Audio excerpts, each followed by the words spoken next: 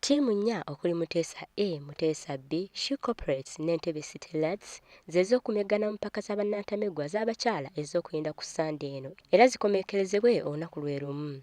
Okusinziira ku akwasaganya ebyensimbi mu kibiina ekiddukanya omuzannyo guno mu ggwanga ekya Uganda Beach Soccer Association Joel Katerega Kiwalabye, emipiira gino gyonna gya kuzannyibwa mu ngeri y'okubuganyi n'eka. Tugenda kubeera ne Women Championship ey'omwaka guno ejja okusookawo ku makya ate olweggulo tufune champion w'omwaka.